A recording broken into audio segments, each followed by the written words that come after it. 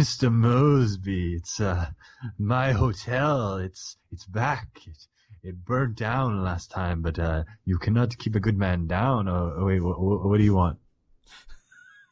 It's still becoming Dracula. Just to make you aware, Mr. Mosby, I am a police detective. Yeah. I am Constable Colossal Cock, and don't at my colossal cock. It's merely a name. Unfortunately, I'm very deformed down there. But I've concluded with the arson report of the Shampoo Convention, and when your last building was set alight, my last building on fire, we can reveal that the culprit who deliberately started the fire was... Tune in next time. I'm not telling you. You gotta tune in again. Yeah, you guys gotta tune in. This is a new soap opera that the Mosby Hotel. You gotta tune in until next episode. Until then, you have episode, 132 of the Manga Raiders Community Happy Hour. I am the man for meals on wheels, coming to your door, delivering you the nice, delicious chicken, rice, potato meal, put in the microwave. You might I was hoping for pierogi. No, it's Wednesday. Oh, so I see. Gotta wait until Friday. Anyways, it's me, and joining me on this episode, it is the man with the hands with a plan in his. It's Vacant. Hey, I'm here in some capacity. I'm just happy to be in the Mosby Hotel finally. Managed to sneak past that. What's the dude outside called? A concierge? Yeah, it's kind of on fire right now because you're here and this isn't supposed to be, technically. But shit. For now, it's okay. It'll be alright, I'm sure. Also, on this episode, you might have thought that it was just an empty field full of growing ears, but this one has popped. He's popping and dropping. It's corn, man. Does that make me popcorn? Hey, there we go. He's popcorn, ready to discuss today's top 100 hits on the charts. What's this? Corn is leveling up. He's evolving into popcorn. Popcorn, telling us all about the latest pop culture news. Have you guys heard about Slipknot? I mean, I've heard about them, but... Concept, sure. Has something happened recently with them? No. Have you heard about these crazy guys?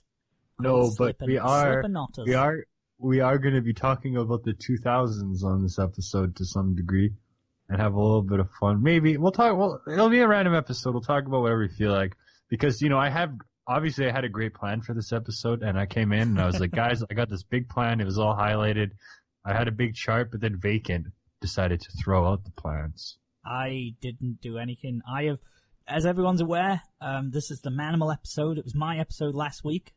This is now the Manimal one. He's firmly got both hands on the steering wheel, so we'll see where we end up. It's a random episode. We're going to end up at the old abandoned Zellers. But until then, the 2000s, no? I love the 2000s. I was also alive then. Oh, we got so much in common. 90s, who cares about the 90s, man? I was not alive enough. You shut the fuck up. The 90s was good. I would You were alive for part of the 90s, I know that much. I don't remember a single part of the face. I don't remember a single part. How'd I remember? You were born? 1996. Oh, okay. I mean, you got at least a couple of years. I can remember when I was 3 at the very least. My first memory is from 2000 when I got Spider-Man balloon. I told you guys about this before, I think. But God, can you just imagine the missing Manimal years? The missing years of life.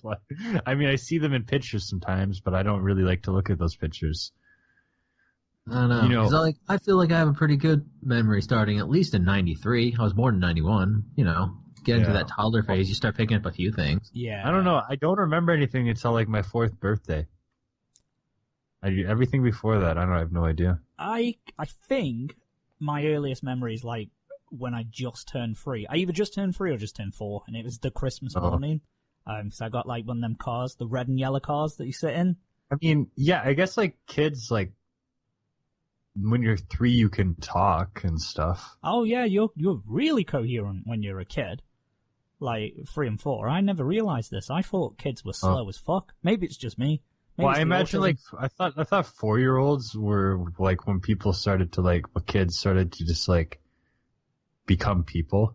Yeah, like they grow out of this toddler phase and they start like having their own personalities. Yeah, they kind of have like a brain. Yeah, I'm no developmental psychologist, but that's probably about the time where they really start sort of feeling out themselves, I guess.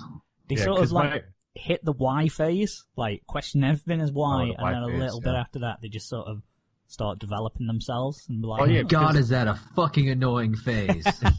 Eat your vegetables. Why? Go outside. Why? Go to bed. Why? God damn it, Justin. Maybe if you have a kid, don't teach them why.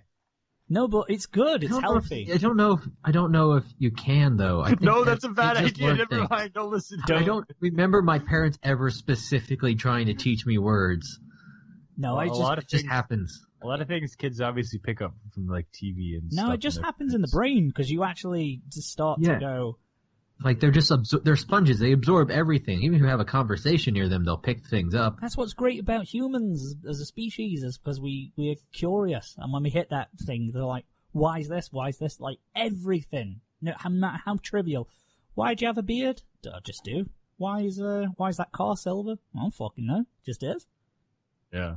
Well, I had the phase of like asking what different words meant. Because you judge yourself at night. Yeah. That's exactly why, everyone, in case you were wondering, why I was once curious about the meaning of words. This is cutting edge technology revealed. That doesn't make any sense.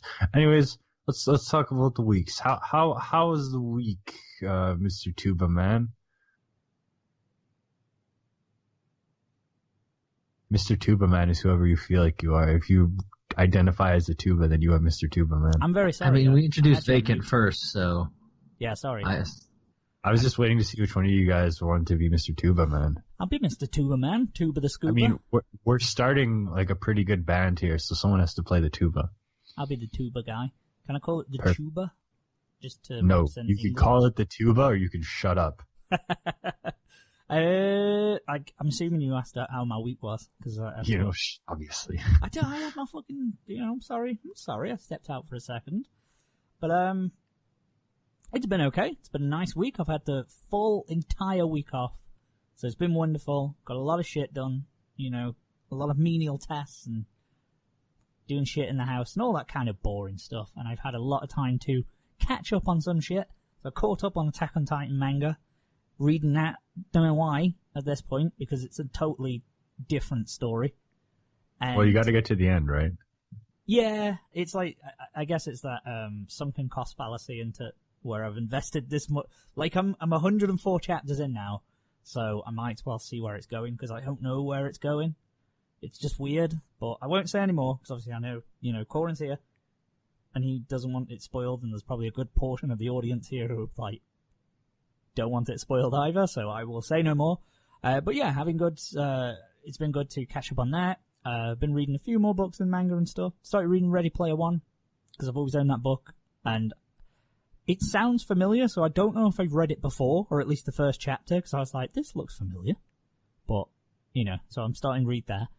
And then, of course, this whole weekend has been dominated by the wrestling. NXT TakeOver on Saturday night. Well, Hall of Fame on Friday, but I didn't watch it other than just the Dudleys to get inducted. They put someone through a table. It was good.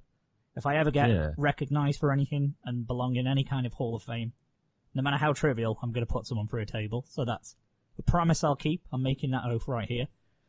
And then we had NXT TakeOver on Saturday, which was one of the best wrestling shows that I've ever seen, top to bottom. Great storytelling. I don't care if you're not a fan of wrestling, that main event, the story they told, and the in-ring psychology. This is why I always say, when it works, it's fucking great. Like, the athleticism on display, the hard-hitting nature of it was amazing. Johnny Gargano and Tommaso Ciampa. Tommaso Ciampa's the most hated man. I've never seen a wrestler take a powerbomb onto concrete and then everyone start chanting, "You deserve it."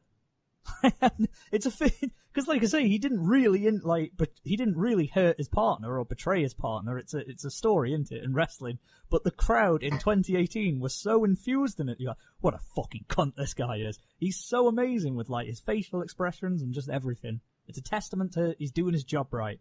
That you had the back of your head slammed against concrete and everyone just went fucking cunt. You deserve that, you prick. But yeah, it was brilliant. Great story. Then we went to Sunday, which is Wrestlemania 34, and that was 7 hours of goodness there. 7 hours. 7 fucking hours. So, I watched it at the bar. My buddy runs a show there, does a little, like, party for it, and he hosts it, which is good, because then we get, like, free VIP section, which is always nice. But fucking hell, that was a long-ass night.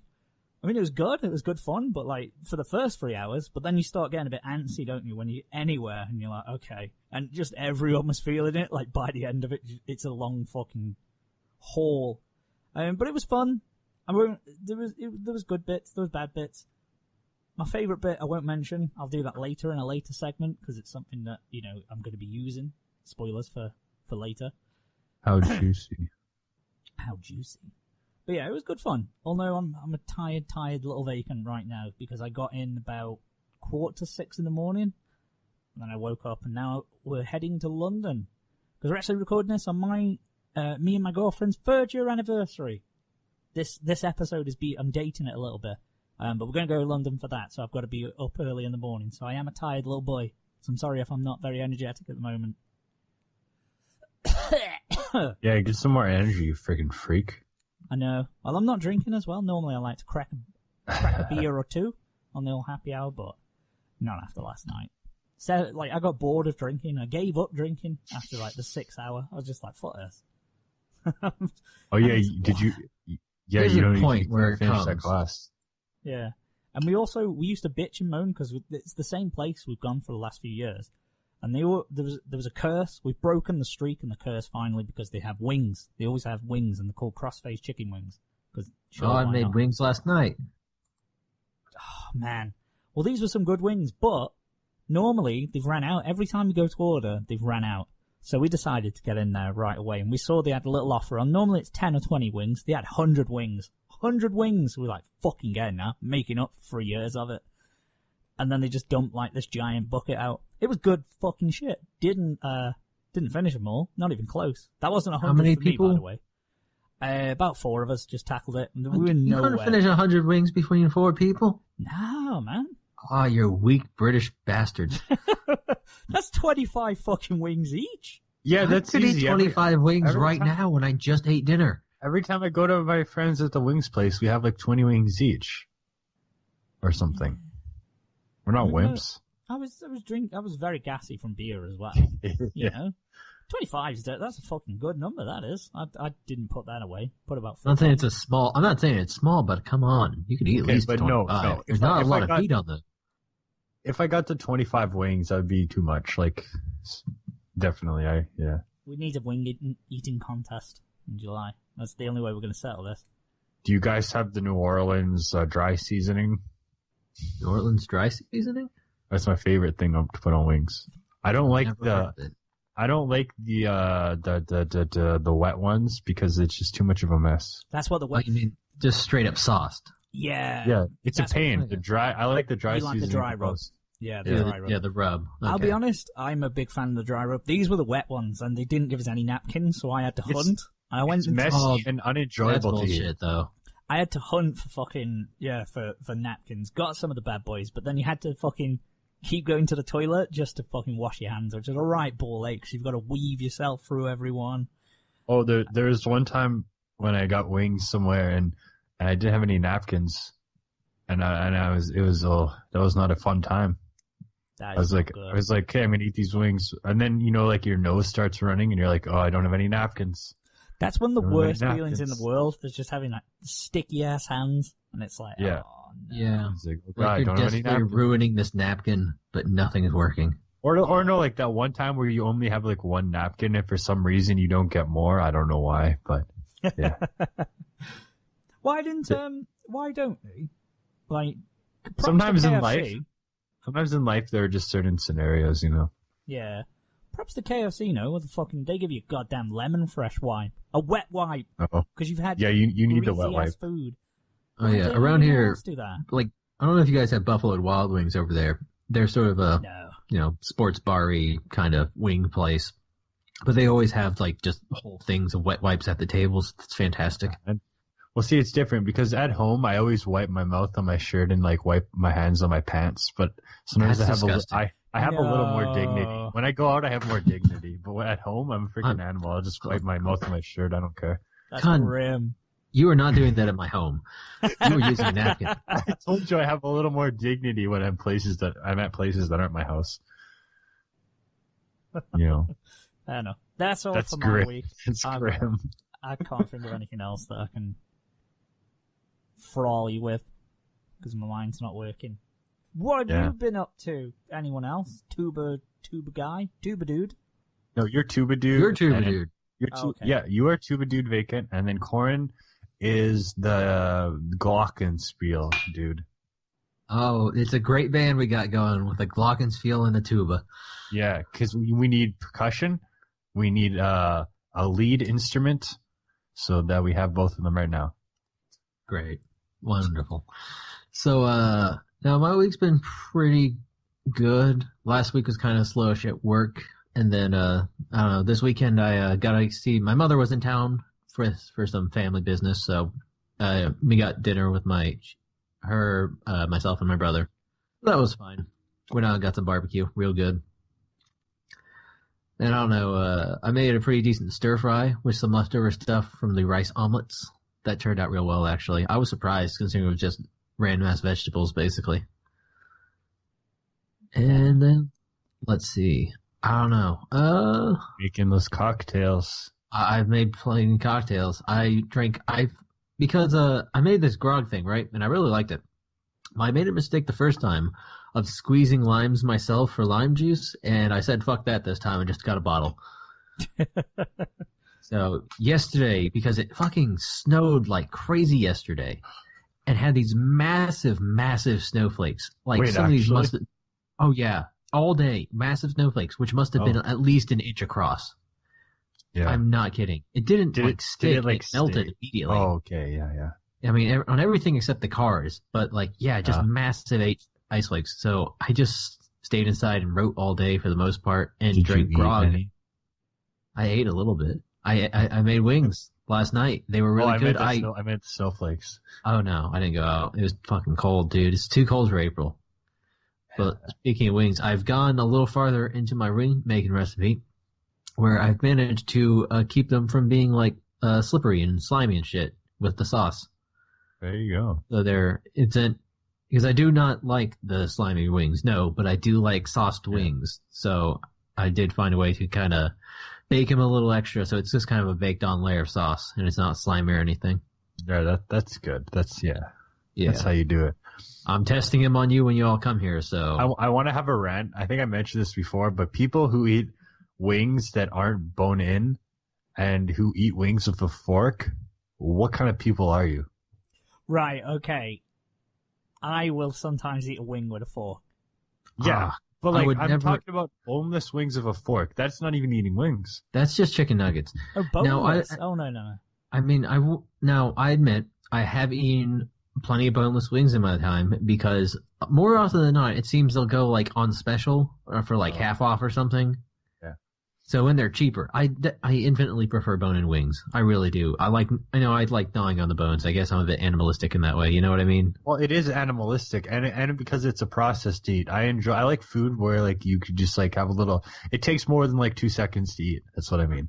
You know? Yeah, I mean, I think it was just whatever left in the bag of the little frozen wings, and I think it was like 7 or something. But I probably took like half an hour to eat all of those. You know, if I was going at it, it'd be like down, but no, it took time. It's nice when food takes time to eat. Yes.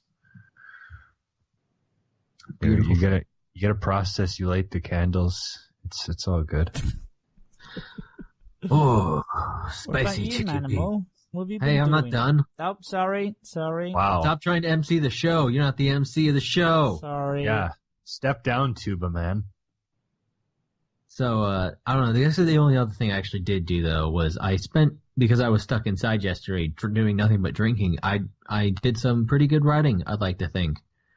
So, I banged out an entire new chapter for my story. And it was probably a good mind space, because I was writing a bunch of characters being drunk while drunk. So, yeah. I haven't edited it yet, but I think it's going to turn out pretty well. And I say drunk. I wasn't that drunk. I was a little tipsy. But it was definitely, approaching the mind space. You were skirting the edges. You were circling the drain of drunk. I had a lot of grog. But it's hard to get drunk on grog because there's only one shot of rum and then like 4 shots of water. Oh. Yeah. It tastes amazing, trust me, but it is not like super easy to get drunk on, which I guess is the point. Yeah. You've got your certain drinks that are your enjoyment drinks, and then you got the ones where you're fucking going all in. Like when you grab a bottle of Jägermeister, you know what you're getting into. Yeah, I mean, if I really wanted to get shit-faced, I would have just started pouring shots. That's not what I'm looking for. I like the idea of just like drinking something and it's like good and you like it. Yeah, no, I think usually the idea. I have a Guinness and I'm like, wow, that tasted good. Yeah, right? Feels like a little meal. Bread in a can. Yeah. Bread in a glass. Bread in a bottle. I guess it's served multiple different ways. Yeah, there you go. But yeah, that's pretty exciting. I guess that's it. That's it. Yes. Okay, on to me. What I do this week, it was all right. I bought a Sega Dreamcast. And it's actually a Japanese version of the Dreamcast as well. I got it for a pretty good price. And, someone actually left this behind at the store. They just kind of gave it to us. So it was like, that's cool. But I still have to pay for it normally anyway. But do you get a store discount because you work there? Not immediately. Like, I have to wait until things have been on the floor for a while. And something like a Dreamcast would sell immediately. I guess it depends on the price. I mean, so it's not like you can get a discount on it if you both work there and it's been on the floor for a while. Yeah, if it's been there for a while, yeah. Because you can't just instantly get something right away. But but like there's no overall employee discount then. I don't really know. I don't know the process of this yet. But the Dreamcast, it's cool just to have a Dreamcast. And it actually looks pretty decent for its time. Like we were playing, like I was playing a Crazy Taxi and stuff, and I was like, this actually looks pretty good. Oh yeah, the Dreamcast had the best graphics, but nobody made games for it. Yeah.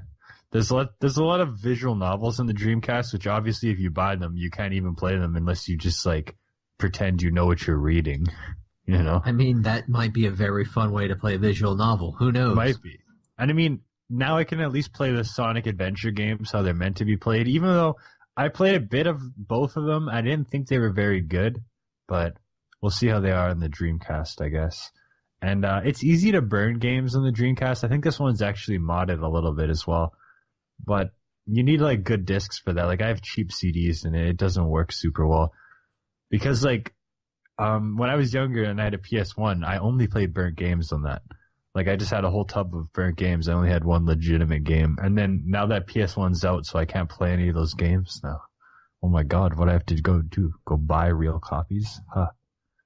But become a collector, connoisseur of retro games. No. We'll talk about that later. But yeah, the Dreamcast, like it's fun. I just need some more games. And I need the memory card. It's actually kind of cool because the memory card looks like its own like little thing. It has like a D-pad on it, and like a screen and everything. Wait, what? Memory card? Yeah, and it goes in the controller. It goes in the controller and makes like a little screen. Like there's this blank square where it should be. Like it's that kind of thing. Okay. There are so many cool features of the Dreamcast. Like it's like actually like really cool. It's really neat. There's even a dashboard on the Dreamcast as well, which is really interesting. What year did the Dreamcast come out? 98, I think. It was way ahead of its time. So they say, and even on the front it says compatible with Windows CE. It's like, great, I'm gonna break out the Windows CE computer, freaking browse online on my favorite websites such as, I don't know, but Hamster Dance. I feel like that's the only thing anyone did in '98 with the internet was Hamster Dance. That's all they did in '98. I swear. The only internet site I was aware of in the 90s was hahasofunny.com. That was literally it. There was nothing else on the internet other than that. Oh, maybe. You know, that's what you can look at on your Dreamcast and go to hahasofunny.com. I'm going to see if hahasofunny.com is still around and hope I don't get a virus. Let's see. You might. You possibly could. But yeah, that's cool. It's cool to have one of those. And otherwise, it was pretty normal and straightforward. Oh, restaurant reviews can come back. I finally went to the Vietnamese place. And you know, if you go to any place, there's always the Chinese restaurants, the Japanese ones, and even the Vietnamese ones. They're always everywhere. But there's one here that I had, and it's like 7 out of 10. They had like the one dish that's like impossible to pronounce, so I'll call it noodles and beef things. And there was also shrimp on a sugarcane stick, which was really weird, and it tasted okay.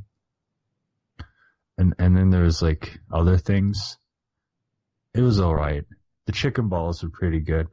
That's pretty much anything I need, like from a Chinese place. All I need is chicken balls. Everything else is just additional. There, that was a great review. Every day I think of the pierogies. I miss the Polish restaurants so much, I swear to God. Like, if I eat anywhere and all I think about it are the pierogies and the sausages. You just get a little misty-eyed as you stare out the window, thinking of Walter. And because they finally removed the sign from the restaurant, like they had the sign up for the last like 4 months since it's been closed, and 3 months, and they finally removed the sign, and now I'm just like, they're gone. Did you ask for the sign? Yeah, I asked you should have bought it. You should have seen if you could have taken it. It's lame because we have 3 Polish community centers in a city that only has 9,000 Poles or something like that. But we have 3 community centers, and they sell pierogies, but they're frozen. So it's not the true pierogi experience. It's ridiculous. It's bullshit. Absolute bullshit. But no, other than that, I don't have anything too exciting to say. Yeah, I guess that's it. I don't know what we do at this Friday. We talk about some news and poos. We do talk about news and poos. Yeah, okay. Here we go. Here's the news. Although I don't know if we have ever actually talked about poos. I think we've only ever talked about news. Oh, we've talked about poos in this show. But heavy on the news, light on the poos. Here we go.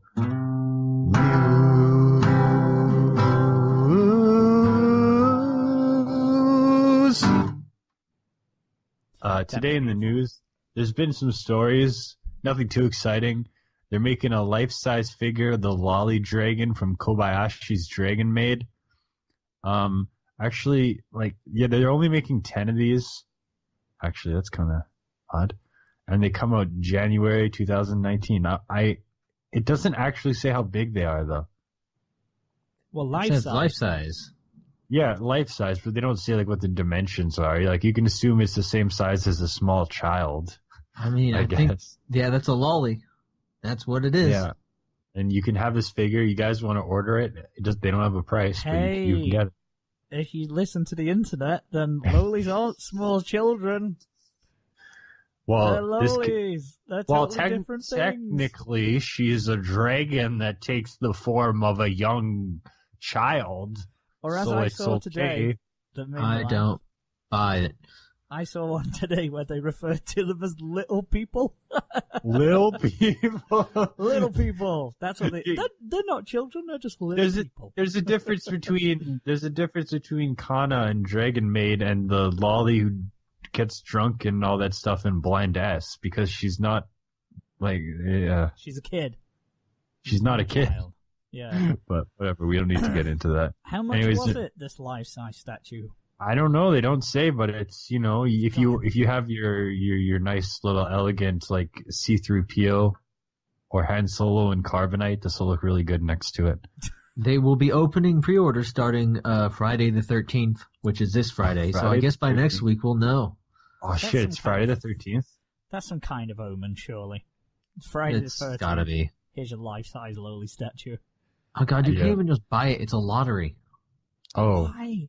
That's I guess because there's only 10, they thought so many people are gonna want this figure. This many people must make a lottery. I'm guessing more than 10 will try to buy it. Well, of course. I don't want to meet the people who'd buy that personally. I don't know what you do with it. What if someone just wants to buy it for their anime store? Okay, yeah. I would. Well, even then, if I went to an anime store, I'll donate it to the Winnipeg anime store. Shout out to Little Star Gifts from Winnipeg. I like you guys. There you go. Cheap plug there. Pay us, motherfuckers. If you are in Winnipeg, if you guys go to Winnipeg, go to Little Star Gifts. It's kind of hard to find. It's kind of buried away in a bad. Well, every part of Winnipeg is a bad part of Winnipeg, but you know what I mean. No offense to anyone who. Well, no, fuck it. Plenty of offense to anyone there. Yeah, that's a bit weird. But it's like anything with anime figures, because it's like, why do people pay hundreds for like the lewd versions of anime figures? Like, what are you ultimately going to do? With a hug pillow, what are you going to do with a hug pillow? What do people do with hug pillows? You sleep with it because it's comfortable to sleep with a pillow between you. Like, I've been using like just a normal generic blue body pillow since I was probably like, I don't know, 8, because it's just comfortable. Your knees don't hit together. Why have an anime? nice. Why have like a suggestively Look, are you going to talk anime shit on my Solaire Vestora body pillow? Well, I mean, I think it's just like just a silly kind of thing for a lot of people. Why is it obvious? Why is it obvious? What do they do with it? What do you do with it? You sleep with it. You're like, instead of sleeping with a generic pillow, you're sleeping. Okay, I mean, it's a little weird, yeah, but yeah, it's like just sort of, like. I sleep with a Charlie Brown pillowcase. I sleep on the Peanuts characters. Oh, that's good. Just Charlie Brown staring back at you longingly. As loneliness consumes you, you can always rest in his eyes. Just happiness is being one of the gang. That's what they say. Because I get like the thingy, because you have like the V-shaped pillows. They're comfortable as shit to sleep with, but the V-shaped? I've never heard of that. I think they're like what pregnant women have.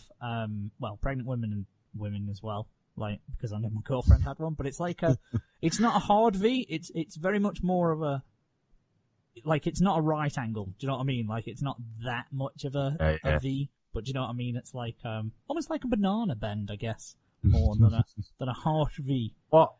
Yeah, because stuff like this is just comfy. I mean, it's just like, it's comfortable to have a pillow like that, because I just can't sleep without a pillow there between my legs, because if I don't have one, my knees are touching each other, and I don't like that. Oh God, I tried to Google pregnancy pillow, but I accidentally hit enter on just preg, and don't do that. Deviant Art has some posts for you. They did. Okay, yeah, it's kind of like a full, like, it's like a link of a chain kind of thing. I mean, we're talking like something really massive. I just Googled pregnancy pillow, and it's like completely enveloping you. It looks comfy as all get out. That's a massive one. That 12-foot one. No, it's not that big, but it's like it's like half the size. Maybe these are I don't fucking know. Maybe these are full actually. Some of these pillows are like the size of a twin mattress too. I kind of want one. It looks so comfortable. And now you're going to order one during the episode. Yeah, I need a hug. I'm not doing that. I can't wait to get my favorite anime character on that. What's a 12-foot one? Can I get a Titan-sized one? But yeah, it's cool. But you guys, if you could order like a life-size figure of any anime character, wouldn't you want to have? Well, actually, maybe that's kind of impractical. I'd have a Gundam. Yeah, because that'd be cool. I mean, a life-size Gundam, you're going to need to buy some real estate for that. Exactly. Just have it outside. Just out the house. One time we were joking around in, like, I don't know when it was, like grade 9, and there's a formal contract that's signed between me and my friend that if he builds a giant robot by the year of 2030, then I will give him my house and all of my possessions. We have a formal contract that was signed by some other guy who wanted to be a lawyer. I'm sure it's legit, this contract. Yeah. He went through all of the loopholes. We wrote the contract, and then afterwards he wrote down, if not, the guy will... I'm not going to say that part. Yeah. Ironclad, I'm sure. We got way off track there. What were we doing? I don't know. We were talking about... Yeah, that's all I have. I don't know. There's nothing else exciting in the news that I know of. Well, not exciting, but there is something important that would be remiss of us to mention. If we weren't to mention, rather. And it's a passing. It's a sad passing. And I can't say the first name. I think it's Isao Takahata. who was the co-founder of Studio Ghibli with Miyazaki. So, as Coryn put it, I think he put it best. Oh yeah, what did I say? It was Isao Takahata is basically the Steve Wozniak of Studio Ghibli. Yeah. Which it doesn't help if you don't know who Steve Wozniak is. In that case, Steve Wozniak is the guy who helped found Apple and didn't get any credit for it. Now I'm just thinking of like Miyazaki and loads of turtlenecks and the little Steve Jobs glasses. Yeah. He's only ever seen wearing one uniform. Yeah. Little Colonel Sanders looking motherfucker. God bless you, Miyazaki. But yeah, Takahata, it's died at the age of 82. And it's, safe to say he had a huge impact globally. Studio Ghibli really became, I suppose it is safe to say, because it predated Akira, didn't it? The Grave of the Fireflies, the one that came out in 1988? It was, wasn't it? But getting those movies and anime over to the West. But did it predate Akira? I don't fucking know anymore. But yeah, those ones where people... I'm working on it, man. We'll find out in a second. That's one where you can see it, and, that's a movie that people see as art. Like, they'll go, oh, Studio Ghibli, they're art. But it was like that cultural... Castle in the Sky. Castle in the Sky came out in 86. Ah, okay. And Akira came out in 88. Oh, it's the same year. Well, fuck me. Yeah. No, 86. Oh, okay. Castle in the Sky came out first, and then Grave of the Fireflies in 88. Ah, okay. Okay. Fair enough. But yeah, he still had a lot of works there. Obviously, Studio Ghibli, massive. Well, everyone knows who Studio Ghibli is, pretty much. Worked with Toei Animation as well. I think that's where he actually started back in the 60s. I don't know. I haven't really gone too in depth in the whole obituary, but yeah. No, but he has been all over Ghibli stuff. So yeah, he directed and wrote Grave of the Fireflies, Only Yesterday, Pompoko. I don't know if you guys remember Pompoko. Pompoko was fun. My Neighbor Yamada's, let's see, where else is his name popping up? And he also did The Tale of Princess Kaguya. So he's not necessarily the biggest names of Studio Ghibli, that everyone's gonna know. But he's definitely done good work, and I'm certain has contributed in other ways throughout the years. Oh god, yeah, definitely. Just being co-founder in itself is surely a sign of what he's done. But that's good. Well, it's not good, but 82, so a good year. And you can't say that he didn't put in work when he was alive, because he did some major contributions to anime. So, cheers. This is the most English way of saying it. Cheers, mate. Thanks, pal, for everything you've done. That's the only news story we had. Yeah, it's a big news story. What? There's one more. It's a very minor one, but remember all that hype about the simuldub of My Hero Academia on Funimation, and the first 6 episodes are going to be simulcast at the same time as the sub? Yeah, that's not happening because the first episode of the dub was delayed because they were behind schedule. But this is weird. They were like, episode 2's fine, 3, they're all on schedule still. But it's like, surely if your first episode is not on schedule, why would the other ones be on schedule? That didn't make sense to me. I don't know, man. Unless because I was like, are they going to just come out like this time next week and go, yeah, so episode 2 is delayed. And also how they handled it. Like, it was kind of cool. They did a little Twitter post where they signed it off on the character of All Might. But they went, oh, it's okay, because, episode 2 is where the action starts anyway. They're just literally going, oh, fuck episode 1. It's just a filler one. So maybe, and the screen caps I've seen from it, because I haven't watched it yet, because I like to watch it with the dub, it just looked like a beach episode. That's all. So they kind of gave us that clue anyway. They just went, fuck it. So maybe that's why they were working on all the others, because the other ones are actually progressing the story, and that was just some filler shit to bridge the gap. I don't know, that feels like bullshit to me. This is bullshit. But yeah. Although there was actually, off the back of that, there's been not really an outrage. Outrage is too strong a word, but there's been some rumbling that people are unhappy because in the anime, because it's a beach episode, the side-by-side comparisons with the manga panels of the girls in the swimsuits, They've given the girls more like, they've accentuated their curves and give them hourglass figures and not made them so boxy. And people are annoyed at this because they've glamorized them in the anime. And I have seen the screen caps and the side by sides. You can barely fucking tell the difference. You know, I'm not a massive proponent of fan service. You guys know this about me, but I don't give a fuck if they're going to do that. Sure, it's a beach episode. Of course, that's what it's there for. Do you have a link to this? Because I have no idea what the fuck you're talking about. Let me find it. Go. Like I say, it wasn't a massive outrage, but I know. I can't believe like Bikini Warriors, the manga, like it was so classy and boxy, but they just changed it too much for the anime. It was disgusting.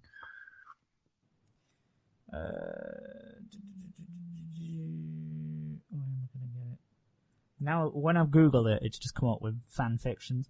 My amazing hero quirk is ruining my gender identity. Chapter 1. Well, what?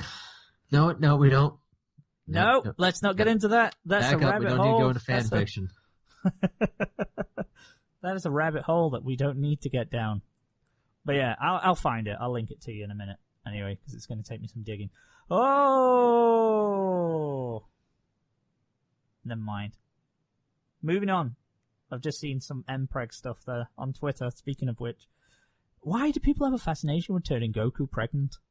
Well, when you think about it, like, it's, I don't actually know. Why do people do it? I'm trying to think of, like a reason, like the science behind MPreg, but that one honestly kind of confuses me a little bit. There is no science. It's just a... Like, I mean, the idea of childbirth is a nightmare, and the idea of doing childbirth is even more of a nightmare. So it's not, there's no science, it's just something you feel in your loins. I think it's just if you're doing like, man on man shipping, you want them to have like that happy life, that happy ever after. Well, I see a lot of times where they take pairings and like say if it's a Love Live, obviously Yuri pairing, and they'll make them look like kids that look like them, and you're like, that's impossible, but okay. Yeah. You know? It's weird. I don't know. How the fuck do I do this? Sorry, I know this is a thrilling. If there are any scientists of the MPreg format, don't watch you on this episode, so never mind. Because the way I see it is, the only way I can reconcile it in my brain is that they sort of want that family life, so it's like, oh, let's see them, fuck it. Family life. Do you think people want anything that's actually that wholesome? There's an example of I found an example of what I found. And it's like, cowards! The anime killed their beautiful human shape. I mean, I'm not being funny, but Frog Girl is short, has a long-ass tongue, and no nose. How is that a human shape? But sure, anyway. It was silly. I mean, people are silly. It's still anime. They're not that human. Thank you, man. They killed their human shape. Wait, where are their noses? Yeah, realistically as well. Like, if you look at the side-by-side, because we're on about the hourglass figure, there's not that drastic a difference. Is there really? Like, it's not like they've shaved a couple £100 off one of them. And gone, no, like, Frog Girl is definitely, I don't know, more hourglass than I don't know, I can't tell. The picture of her is, the other one's kind of weird. But, like, they're not, like, unproportionately dishuman. It's not, like, etchy. Yeah, like, where they've gone, okay, let's just fucking staple a sofa to your chest. They're still, for the most part, realistic human body sizes. Yeah. There are people out there with that body shape. You know, it's not one. There's a room for organs. I'll say that. There's room for organs. room for organs. All you artists out there, post that on your wall. A nickname. Not nickname, band name. Shut up. I'm tired. Isn't your body just a room for organs? It is, and it holds my pancreas. That thing you have a kink for. Pancreas. I forgot about that. I haven't talked about pancreases in a while. Wait, no, don't say that. If people actually think you're serious. If enough time passes, people won't know the origin of it, and they'll just assume what I'm saying is true. It goes. Yeah, that's exactly how it works. But yeah, that's pretty exciting, I guess. I guess that's it, like, all for news. Yeah, we've just rambled about news. Fuck knows what else there is, Yeah, to be honest. I don't know. I don't know anything. But speaking of news... Oh, no, wait. Sorry. I'm not MC. Yeah, speaking of news, we'll talk about other things that happened, like what you watched this week. Who wants to go talk? Somebody talk. Weren't we playing anime news? Stop yawning! Weren't we playing anime news? Oh, anime in the news. You wanted to do that. Yeah, we're going to do an exciting segment of anime in the news where we take news stories and transform them into the new series for the summer season of this year. Woo-woo! Oh, we've only got a couple months to get these made. Yeah, I got a really exciting story here that I think will be really great. It's 2 food truckers offer many flavors of pierogi. You know, there's a lot of... The pierogi is magic. The pierogi is something... Only if Polish people make it. If you eat pierogies that are bought from the store and they're just made by a bunch of random people, no. The true Pole pierogi is a magic that only few can understand. And there's this food truck in Ireland, and they're serving pierogies. The Wait, food in truck. Ireland? This isn't even in Canada. No. Okay. I literally just looked up pierogi news. Okay. I just googled pierogi news and this is what came up. One day. So if you guys are hanging out in Ireland and you want something to do, you can go find the pierogi truck. It's called pierogi. And you can have some pierogies. So how are we going to turn this into a series? Okay, is that the crux of the story? 2 guys in Ireland have decided to offer pierogies. Actually, it looks like a couple. Or a couple. Okay. Let's see. So for me, I'm gonna have this as like a very, it's a rags to riches story. It's an entrepreneur. Yeah. In Ireland, pierogies are not a thing. No one's ever heard of a pierogi. This is a young couple who holidayed in Poland and honeymooned in Poland, right? Okay. Okay. So they honeymooned in Poland, discovered the magic of pierogies. You know, they thought, this is amazing. Need to bring this with us. The strat for cash, you know, the honeymoon was more expensive than they thought. When they got back, the house is burnt down, so they're like, Shit. Fuck, we have no money. What are we going to do? How can we salvage this? How can we live? Has an idea. Finds an old pierogi in his fucking backpack, doesn't he, dude? And he's like, tell you what we're going to do. Because they met they had some pierogies at the shop, and it's an old man. He's like a wise sensei teacher type person. He taught them the magic of pierogies and how to make them. And he's like, yo guys. You know, Yeah, and his name was Walter Pierogski. His name was Walter Pierogski. Walter taught them how to make them, and obviously they were like, thanks so much, dude. They were really grateful. And, so they come back. He realizes the kind words of his mentor, Walter, starts making pierogies. They have some turmoil on the road, you know, getting the business up, getting the van and all that kind of stuff, telling people what the fuck a pierogi is, because, you know, people of Ireland ain't going to know what it is. So they've got to mix in some more flavors. The wife is there, you know, cooking up these ideas and making these great things. He's there busting his ass off, working the grill. And eventually it's a happy ending, I think. Maybe the wise master can come round and he can be like, the wise master comes to Ireland to see what has happened to the pierogi. Yeah, he's like, how have you changed? Plot twist, no? Yeah, when he comes, he hates that they've changed the flavors, and he's like, this is not No, true he thinks they can't make it because they're not Poles. Oh, yeah, he's skeptic. He was like, look, I showed it you, but you can't make this a business, boys and girl. You can't make it. And you've tarnished the reputation of the original pierogi by giving it Guinness flavors and all this kind of shit. What are you playing at, you absolute fucking Irish cunts? You dumb fucks. Why have you done this? in that exact wording. Now, I have to say, I know exactly how this ends.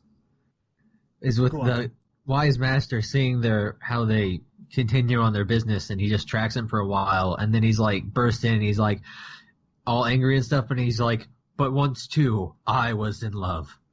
Yeah. Oh. He's really just bitter, and then they're like, tell you what, dude, you know, because he's got nothing left in Poland. He's got nothing left in Poland. Obviously his family's moved away. His wife's, he didn't have a wife. She left, because he was too committed to the pierogi. He realizes that the balance of love and pierogi has got to be perfect, and he decides to stay with them and help work the shop so they can have days off and live their life as well. And they all live together happily ever after. See, this works really well in today's new genre and fad of food shows. Oh, yeah, we've got to get, the Food Wars level of orgasmic eating. Do you know what I mean? It's just a pierogi. It's like, this time I put bacon on it. But the only thing is, have you ever tried to moan sexually every time you've eaten something delicious? It's not comfortable for anyone. No. Let me try right now. I mean, I haven't got anything to eat, so I've got water. I'd like to see what my face looks like. Okay, all right, Mr. Donkey Man. God, I hope that's not the noise you make during sex. I do. Apologies to all my neighbours. Apologies to any girl I've ever had sex with. It's probably not pleasant for you. But it was, who am I kidding? It was the best minute and 27 seconds of their lives. Am I right? Up from a minute 125. I'm proud of you. We're going to hit that 90 seconds one day. Oh, shit. Get in there. Oh, the pierogi. But yeah, that was my take on pierogi. I'm going to call it... See, I feel like there's a pun in pierogi and purpose, but I can't think of it. Purpose-ski. Yeah, sure. Let's go for that. Okay, imagine how fun it'd be if they did like a Polish dub of anime, but they changed the suffixes, so it was like Akiyama-ski, Sakai-ski, is ski Hirosawa-ski. Wait, let me ask, is ski a suffix, or is it just a common thing on the end of the name? Ski means of. Oh, okay. Yeah. Ski, like even what I see here, people in my city, there are so many, whenever you see someone at the ski at the end of their name, you know that they have Polish ancestry. I mean, that's not necessarily true. That's what I'm saying. That's pure Eastern Europeans have that. Well, it could be Ukrainians as well, which we have. No, it's like the entire Eastern, because my family's were Croats, and it's Briski. Oh, I guess so, yeah. It's the same thing with pierogies. It's not just the Polish. It's the whole of Eastern Europe. You're just biased. I've only had the authentic Pole pierogi. I don't know of the other. That's season 2, when the Ukrainians move in. Yeah, the Ukrainians steal the business. But that's my take on that one. That's mine. Does anyone else want to take their? I don't know. That was pretty good. Don't think I can top that. These are always most fun when it's a team effort, anyways. Yeah. Do you want me to throw mine out? My news story, because I've got one. You might as well, because I have one that is a showstopper. Okay. This is hot off the presses. It happened just last night, less than 24 hours ago. So, in the penultimate match of WrestleMania 34, it was the Raw Tag Team Championship match. The Bar, Sheamus and Cesaro versus Braun Strowman. He didn't have a partner as of WrestleMania 34. The big question going in was who was going to be his tag team partner. He comes down the ring. He's a massive dude, by the way. He's like 400 pounds, 6 foot, fucking 8 or 9. He's a giant of a man. So basically the thing is he can take anyone on 2-on-1. Doesn't matter. He comes down, he decides, he says, my partner is, points in the audience, one of you. Gets in the crowd, walks around to find a partner, ends up grabbing what admittedly everyone thought was a girl at first. It's actually a 10-year-old boy called Nicholas.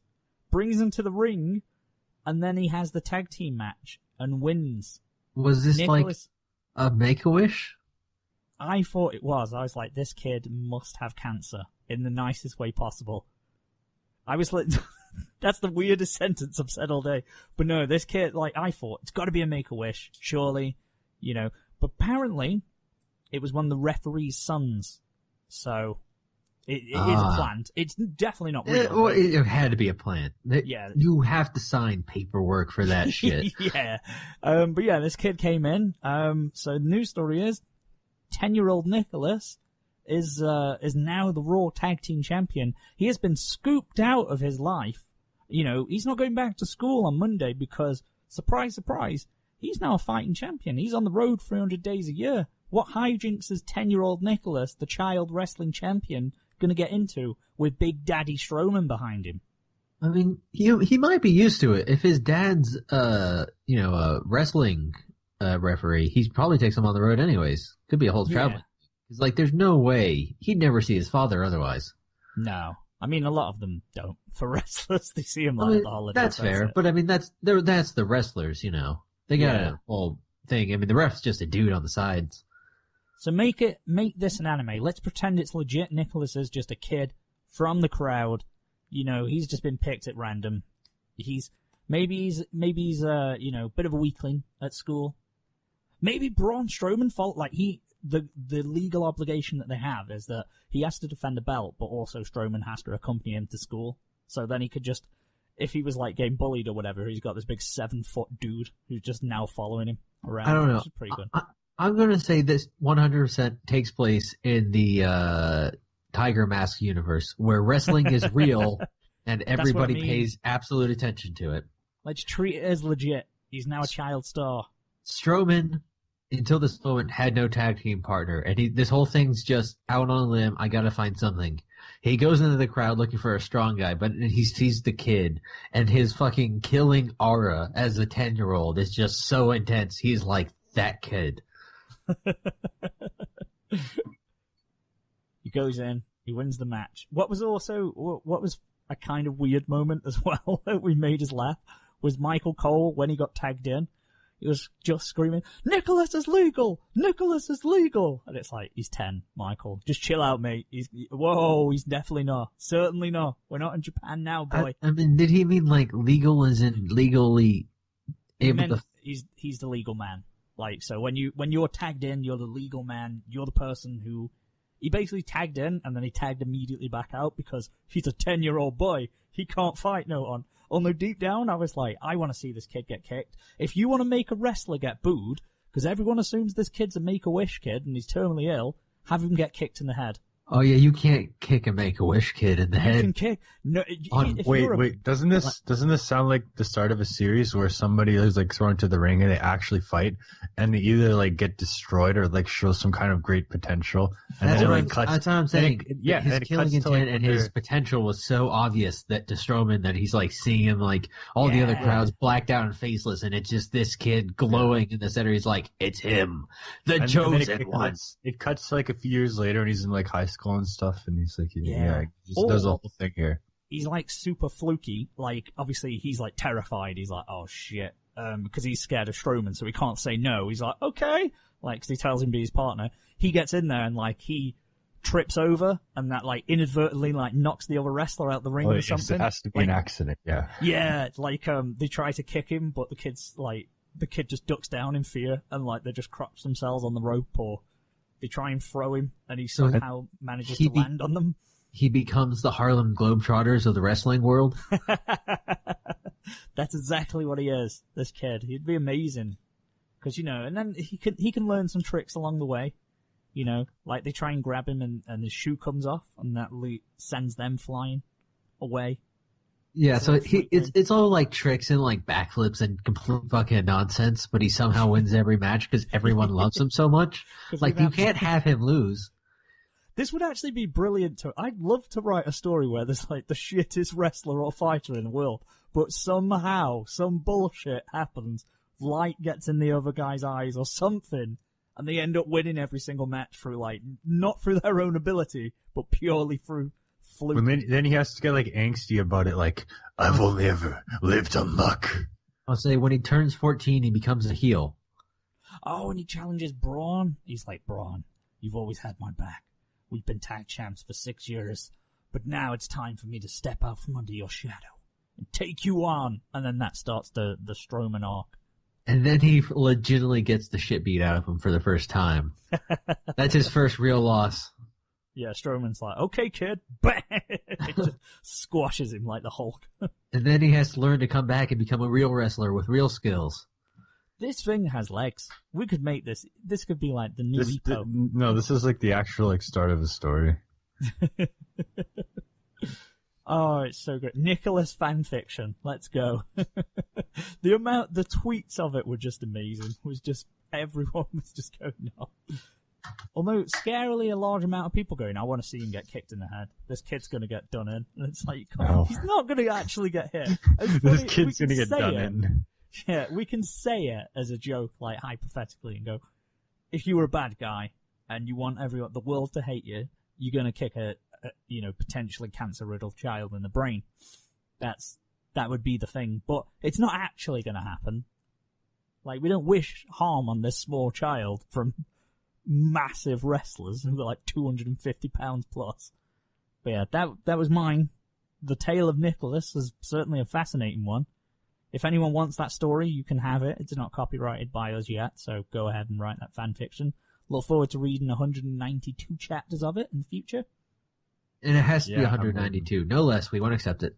Yep, it's got to be at least as long as Harry Potter becomes a communist.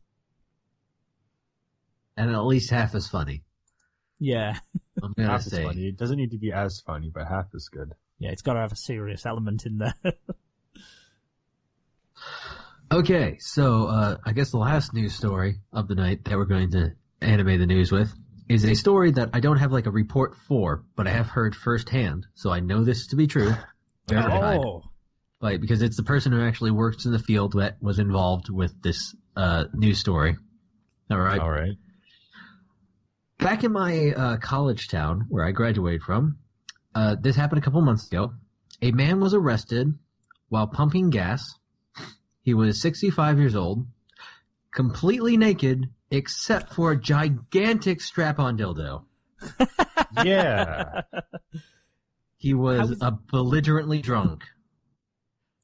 And he was actually, his only crime, because of Kansas law, was driving while intoxicated. Because apparently you can just be naked in Kansas and nobody can do shit legally. There's no indecent exposure. So happy. Well, I think there's indecent exposure, but just the simple act of being naked is not itself a crime. I see. Like, you're not engaging in anything. Ahead of our trip in July. You are, again, do not go around naked. Please. But I can't get done for it. No, but the cops will still get called on you. You guys will get to see the little bop bop in person. Live and in person. The little bop bop. If anyone has the right to strut around my apartment naked, it's me. So. Are you doing that right now? I mean, no. It's too cold to be naked right now. It is a cold ass. This is a cold spring. I'm hoping that it's going to be warmer. But Hey, today was actually a hot day. I felt heat and I was like, oh my god. To be fair, like, you're kind of putting us up for free for a week, so yeah, if you want to walk around naked, we don't really have a leg to stand on. And I do tend to sleep naked in the summer. It gets kind of warm and humid around here. So I will have to remember to put on clothes before I leave my bedroom door, I suppose. I mean, I guess it doesn't bother you, Simon, because you're snuggling with me, as we have already discussed. Yeah, I mean, you sleep however you want. That's fine. If you're au naturel, that's okay. Me and Manimal don't get jealous. We'll share shower time. It's fine. Yeah, well, that's what I mean. If I sleep at like even my friend's place, I keep my clothes on. I don't even take anything off. Do you go fully clothed? Well, not normally, but if in other circumstances, absolutely. I mean, I'd at least strip down to my boxers.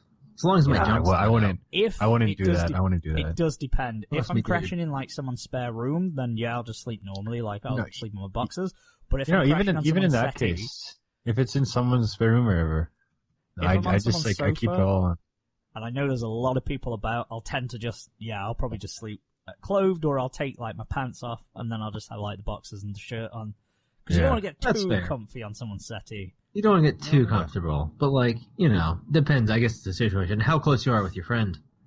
Yeah, I guess. Yeah, it's true. I'm always thinking, because the instances where I've crashed on settees is normally after a party and there's just a fuck ton of people about, and you're sleeping with one eye open because you know if you're the first person out, bad shit's gonna happen to you. That's true. Classic. Yeah. I mean, usually when I'm crashing at someone, it's just like my college roommates, and he's seen me napping on my boxers on the couch before. It's not a new thing. Yeah, and I'm the kind of person who doesn't even want to go to the beach. I don't want people to see me without a shirt. That's just the kind of person I am. Don't look at my nipples. I'm gonna look at your nipples so hard. No. Don't look at my nipples. Oh, but why? What's wrong with them? Look, I don't judge nipples. I have, No, nothing is. He has three, like, Well, what was the James Bond movie when the man has 3 nipples? Was that Man with the Golden Gun? I don't know. Yeah, is it? Manimal's the man with the golden gun. But I make sure, like, if I have to squat down, I make sure that, like, you don't see anything. I make sure I pull my shirt down adequately. You know? What? Oh, man. But you're like... I'm really self-conscious about these things. But it's not like you're, you know, overweight. I know people No, who are I'm overweight not. tend to be a little bit more conscious. Or, I just don't want people to look at me. Don't look at me. No, we'll strip that away from you eventually, too. We've learned your name at this point. We know everything. Have you got like a really Dan Don offensive Durbis. tattoo? Like, Who knows? you got an offensive tattoo on your back and you don't want to see any... You never know. affiliation? Oh, you're like my one friend from high school who had just disturbingly thick chest hair?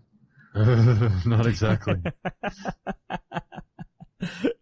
Define disturbingly thick chest hair. Like, what are we talking? Like the Tom Jones or Sean Connery? I mean, like, imagine the hair on your head on your chest. Oh, so like the Portuguese. So he could comb it. We are not making fun of the Portuguese on this podcast. That's where we draw the line. Other anime fans, that's fair game. But yeah, Portugal is off limits. But one of my friends was ethnically Portuguese, and he had the most leg hair I've seen in my life. Just wait till you see me. I've got these little legs. They're like little caterpillars. Keeping me afloat, these are. Anyway, back to anime. Anyways, what about the new stuff? Back to the naked man with a dildo. Back to the naked man with a strap on. Okay, my question, I know this is the weird first question, other than why. I guess he's intoxicated. How would you wear a strap on if you already have genitalia? Like, if you have a dick, is it just sort of above it? So he's like, that's a good question. I don't know. Johnny I did not ask over that there? detail when I was Maybe talking. it's hollow. Oh, so he like fits inside it. Maybe he's wearing it on like, I don't know, maybe his back. Maybe it's like a little tail. My understanding it was out the front, but I assume you could just kind of strap it over. Okay, let's try and make this into an anime. So this has got to be...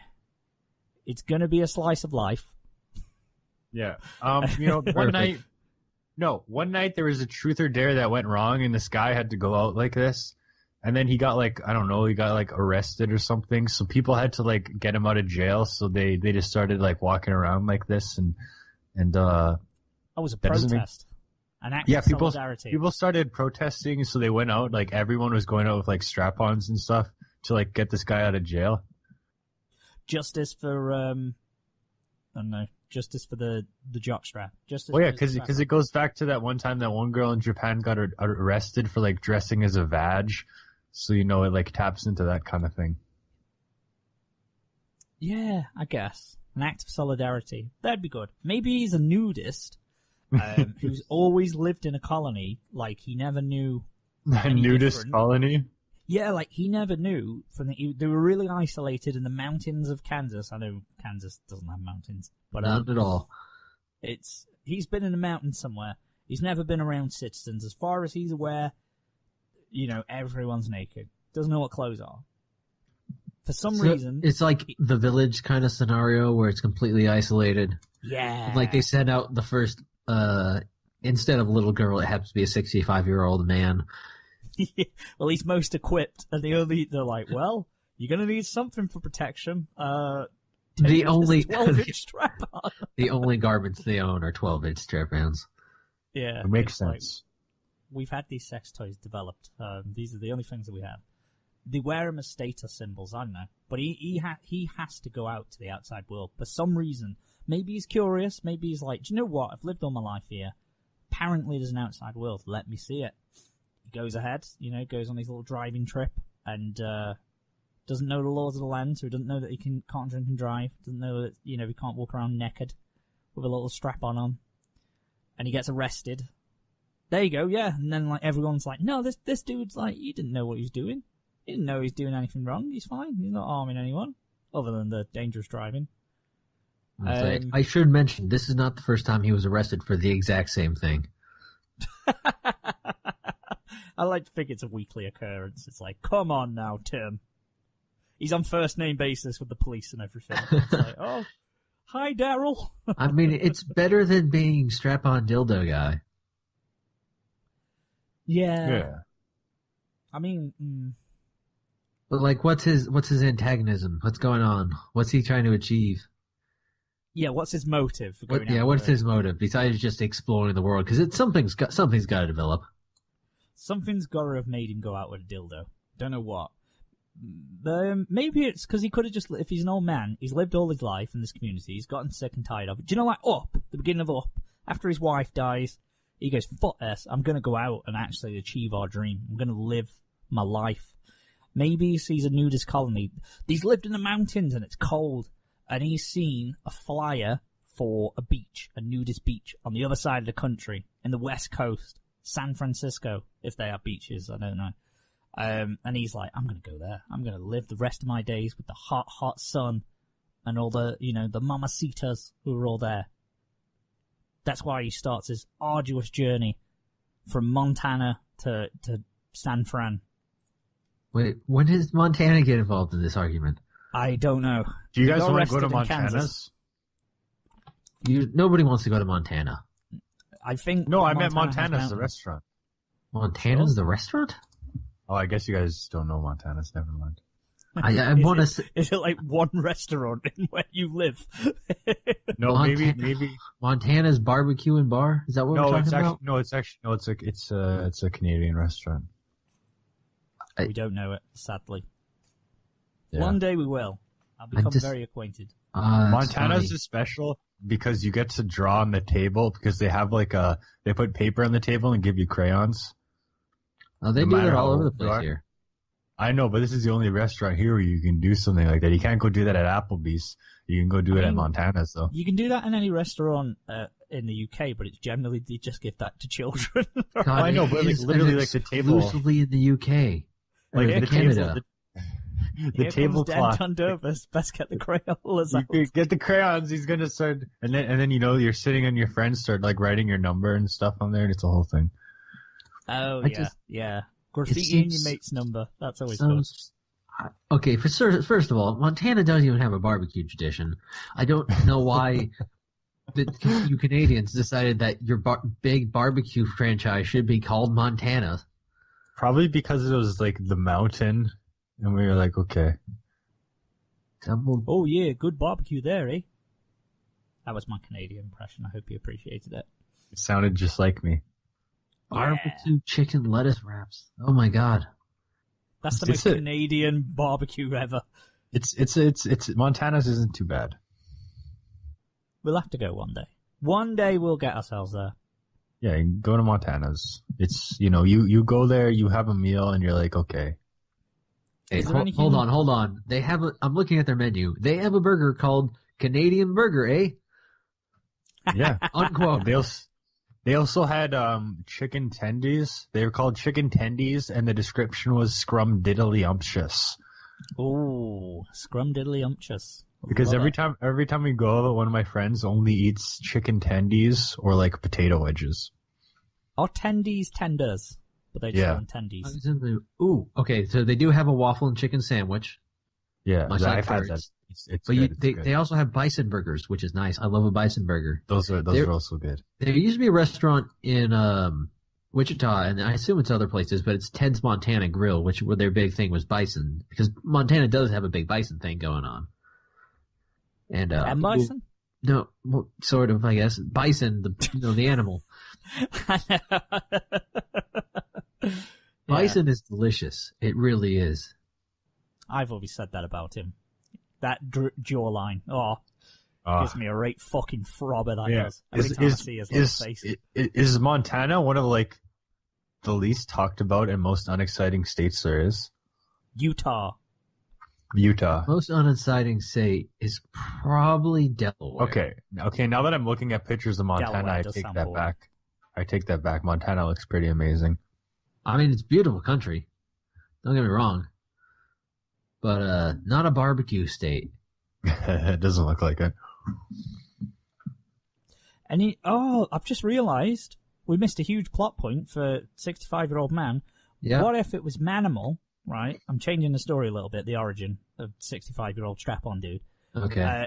It was Manimal, always not wanted to show his body off until eventually he's like, before I die, I want to make up for lost time. I want everyone to see everything about me. You know, you can look at my nipples. He's wearing 2 strap-ons where his nipples should be, just to draw extra attention to that area. Yeah. It's fulfilling his destiny. He's like, I need to get my lifetime worth of people seeing my body naked right involved. I don't know if that's like a goal for everyone, all people, but whatever, okay. I don't know. I'm sure there are people. Exhibitionists, it's a whole fetish, I suppose. It's not my cup of tea, but hey-ho. Well, yeah, of course, yeah. At least it's not lolis. I think, there we go, we've chalked up enough loli bashing for an episode. Oh, right. There we go. But yeah, I think that's anime the news, unless there's anything more to say. No! I would say that we could talk about what the topic of the episode was going to be, but I think once we talk about what we've watched about, it'll be long enough, so we'll forget about that entirely. Well, I would like, because I know you said about the 2000s, I would like to bring that up on another show. Yeah, that's like a whole other show, because we have enough to talk about in this episode, actually. People talk about the 80s, people talk about the 90s, but I suppose the 2000s... It's the 2000s will be a nostalgic generation soon enough. Now that like our people are just aren't quite old enough to be nostalgic. No, yeah. Like so the people who like the kids, like the people who were really kids during it have to kind of like, I don't know, graduate college by that point, I guess. Well, it's a weird thing because now that there's like literally another generation, and when I like see that kind of stuff, I'm like, what? Yeah. It's weird. It's hearing about like Gen Z and all that, it's like, oh god, we were the thing. We're not the hot new thing no more. I guess it's like if I've been feeling like this like recently in like the last year or so, you know. Dude, well, the 2000s was the time I went from 10 to 20, from 2000 to 2010. That is one of the, the fastest moving like parts of your life. The amount of growing up and puberty and everything that you hit there. So much shit happens. It's insane. Because there's not nearly as much change between, just born and 10 years old as 10 and 20 years old. No. Yeah, and 20 and 30, fuck all. Well, not as much as 10 and 20. 10 and 20 is when all the magic happens. Well, of course, 10 and 20. Because 2030 is like you're just kind of scrambling to figure out what you have to do. Yeah, 20 is when you're like, I'm grown up, and you absolutely aren't. And then when you get to 29, I guess you're just like, I should be grown up by now, and I aren't. I feel like most people who are like 30 and aren't married or anything like that just like don't give a shit. Like they're just kind of that. I mean, I don't know, because I think that's going to become more and more common too, because people are getting married later and later as well. Yeah. I'm not married, and I'm 27. I'm not married. I'm not planning on having any children at the moment. And I'm perfectly happy with that. I guess that's a whole other conversation of where the metrics of what you measure someone's success in life. Is it their job? Is it have they marriage, relationships, children, the house they live in, how many cars they own, all that kind of stuff. But that's an entirely different conversation. Shall we crack on with what we shall. Manimal. Yeah, what we watched. Do it quickly. Yeah, I'll go first because I actually watched something. So. Oh, yeah. Okay, it'll probably be decent. Oh, frick, it was more than that. So it's a place further than the universe. It's the show where the high school girls go to Antarctica, and you're like, you hear about it, and you're like, that sounds stupid. Why would you watch that? They probably go to Antarctica and think it's like something nice, but it's not.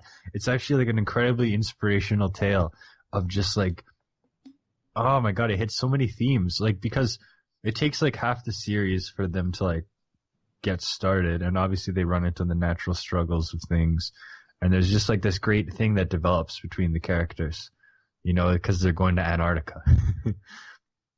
But there's a great motivation to do it, and there's good dynamic between the cast, and the themes that it touches on, like you watch it and then you're like, I need to change things in my life today. Because Nair said this as well. Like this seems to be a powerful show. I watched it and I was like, okay, time to get that time off. Time to put an ad on Kijiji, guitarist looking for band. Oh, wow. Because this show, like, I don't know, in the second episode wasn't even like halfway done, and I was like, this series is amazing. Yeah. Because it has this great theme to it. And that they're gonna like make seem like it's this amazing thing, like it's this great cutesy high school girls trip to Antarctica, you know? But like they have like a legitimately good reason, and there's like understandable motivations of the characters to all this. And I only got 9 episodes in so far. I know I couldn't complete those last 4 in time for the episode, but it's just a really good series. Like the one black-haired character that I'm not even gonna try. Like she, my favorite kind of character, like the awkward ones who are like also spazzes. That's quite a progressive show, though, that they've actually got a retard. I find them to be some of the most... Spaz, we're probably thinking of different things. As in, when I say spaz, I mean like somebody who's like a freak, somebody who just like kind of is just like overreacting and... Not mentally handicapped. What? When I say spaz, I mean you're spazzing out. Like, you know what I mean? Like, it's a character like Umi in Love Live and a lot of... It's one of my favorite kind of character types. The over-the-top moe style, like... Yeah, but it's not like moe, though. It's just being really awkward and yelling and being weird. I think we're having a translation thing. Because over here, spaz is just kind of like kooky. Yeah, like spaz is like when you just freak out about stuff or whatever, and you're just all weird. Overexcitable, maybe. Yeah, Okay. Just I remember. It's a very specific character type that I really love when a series has. Like these like awkward characters who will just like get weirdly passionate about something and just start yelling at people, and I don't know, it's a whole thing. It's a whole thing. And yeah, I love that character. The only thing with the show is the animation is kind of cheap. Like, there's a lot of shots where the characters just don't look very good, and there's a lot of just weird emotions. The backgrounds look nice, but there's a lot of character animation bits. Like, the character animation, like, it's just kind of lazy. There's not really anything extra put into it, but it manages to overcome all the problems it has with animation because of the themes, the characters, the voice acting, just everything else is just so good, you know? And I don't know, it's just such an oddly inspiring series, you know? And just like in episode, I think it's 9. Yeah, episode 9. Just the end of that episode, you're just like, oh, hell yeah. Like, hell yeah, dude. Hell yeah. Like this show's really good. Like, I mean, yeah, like Nair said, like people instead focus on like Yuzu Camp. Yuzu Camp is nothing. It's a stupid fluff series where they go camping. Like it's a series that's not designed to give you any kind of grand inspiration or do anything for you. It's just like, oh, look at their camping. This is nice and relaxing, you know? Yeah. But Yuzu Camp has better production values and everything. But this series... Crunchyroll money. Yeah, but Yuzu Camp, you'll forget about it. This is a series that I think is actually just good, except for the problems with the animation. Otherwise, it's just like... Because it's good to actually just watch a seasonal show that's good, because, I don't know, I think I just don't even want to watch stuff week by week anymore. Because you just... I get that. I don't know. Like I'm just like I don't want to watch these mediocre series, and not because I feel like it almost kills the enjoyment of things. You know? Yeah. When you're just like, time to watch another episode of this stupid show. Yeah, I mean, definitely with us, we've sort of finding that balance now of almost mandatory watching, like things where you feel you're forced to watch it because you've already been reviewing it, like. I mean, a couple, like, say, Kokaku, I fell behind with Hakatsu Tonkatsu Ramens of last season because I didn't hate them. Well, again, there are series, we say it all the time, there are series that you need to watch all at once, and this is a show like that because it's a series that you get invested in, and you need to carry that emotion on instead of spreading it out between a bunch of different series. Yeah, you know? It diminishes. It's a really friggin' good show, man. It's really good. I enjoy manga a lot more when I can read a huge chunk of it. My Hero Academia and Black Clover, I loved it a lot more when I wasn't reading it week to week. Just because you're like, oh, this is good. Oh, I've got to wait for another week. Well, yeah, that's exactly it. But man, this series is just really good. Like, Nair's totally right. Like, I watched it and I was like, time to do things. Damn the because bullshit. it's just this. Oh my god, it's such a good show. Frick. And again, I didn't expect it when I heard about it. I was like, that's stupid. They're probably just going to go to Antarctica and just look at penguins, and I don't know. We blew that one off. We were just like, nah, fuck it. It's way better than you'd ever assume by looking at it. Although we need to have the anime girls go to the Yukon soon enough. Please make that. Okay, they go to Australia and not a single background character talks with an Australian accent. They literally have a scene where they go to a port city in Australia, but there's no Australians talking. I mean, are you watching a dub or a sub? Well, obviously the sub, but like, I don't know these things. Literally no background characters talk. I'm like, you set them in Australia. Couldn't they encountered like just some random Australian guy that they pick off the streets to voice in it, and they just get all confused? I mean, I guess do that. I don't know, man. Sometimes you just got to do what is time convenient, I guess. They go to Singapore and they get kind of confused with some things, but then they go to Australia and they're just kind of, there's no Australians. Like, this would be the perfect chance. Australians are too expensive, I guess, Yeah, you can't just go find one off the streets. I don't know. But, yeah, it's a good show. It's really good, but that's all I watched. Fair enough. Do you want to go, Coryn, or do you want me to go? Or? I guess I can. I like how you've come back to emceeing the show. But let's see. I'll tell you what I watched.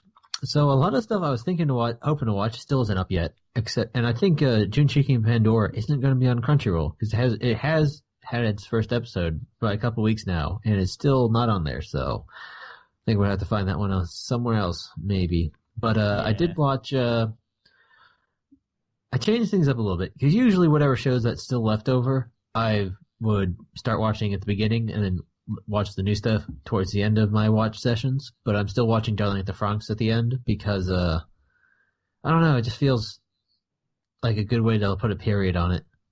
Yeah. So I watched Legend of Galactic Heroes, whatever the subtitle is this time around, and it's exactly what I was looking for. It's the blah, blah, blah, blah, blah empire is fighting the blah, blah, blah, blah, blah alliance, and they've been at war for years, and like they've got that fleet has 12,000 ships. This one has 15,000 ships. And it's like, but they have split into three forces. We can attack them one at a time. And it's just exactly what I was looking for of bullshit. Space warfare. Bullshit, space opera, lasers, lasers, lasers. So yeah, there's not much to report. It's exactly what you expect it is. But that's good then. Not bad. The visuals look pretty good and everything. A lot of it's like actually 2D animated, so not a bunch of weird, stupid 3D shit. So there is some stupid 3D shit, but it's not like bad looking because it's just ships in space and lasers, Yeah.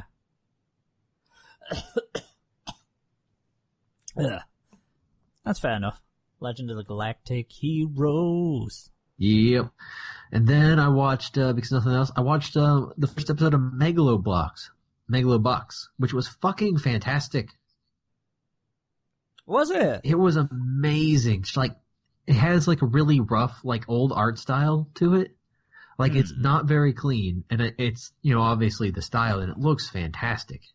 It's like, I know it's an older sort of reboot of a series, so it's part of that, obviously. It's that sort of old character designs they're working on.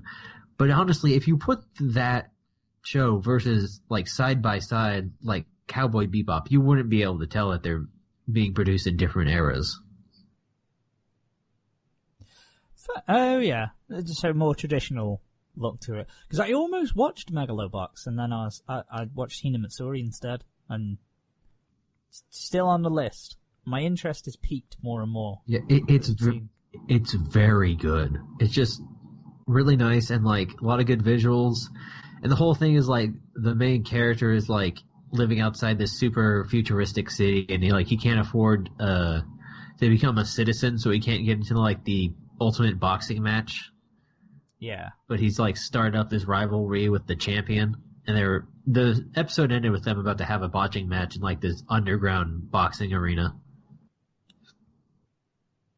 But it's just visually very fun to watch, and they do that great thing like you'll see in Akira where a car drives off and the rear lights just like streak way across and like stay in the air. Oh yeah. It's just very visually pleasing to watch and very well put together. I would definitely recommend picking up if anything else on your list falls through. I will certainly endeavour to. It's on Crunchyroll, nice and easy to access. Because it feels a lot like the universe of Tiger Mask, where wrestling is real, except in this one, boxing is everything, and they have robot arms. Boxing with robot arms sounds good. Nintendo Lambo was ahead of its time when it came to that, the robot boxing thing. Oh yeah, can't wait for robot boxing. Do you need any prerequisite knowledge of the series? I don't know. I wouldn't say so. It all comes together pretty quickly. Like there's a little bit of backstory shown, and basically like there's a woman who I think it was her father created this corporation that kind of like makes all the megalo boxing stuff. Is because that's like the sport is megalo boxing. Because I guess that's the robot bit. But yeah, like, there's nothing really you need backstory-wise. It's not like a grand epic. And I don't know anything about the original series. I don't know if they're just retelling it, more or less. But, like, you get all the details you need to know pretty quickly. Yeah. There's nothing mysterious. There's a big expensive company putting on a big expensive tournament, and, like, everyone just wants to be the best megalo boxer and get in there. And your main character is Junk Dog, who only goes by his stage name. And he's like, I'm going to be the best, even though I got the shittiest equipment in the world, because I've got talent. Oh, that does sound good. Yeah, I will definitely have to get that a watch then before next week. That's very good. But those are the only 2 new shows I watched.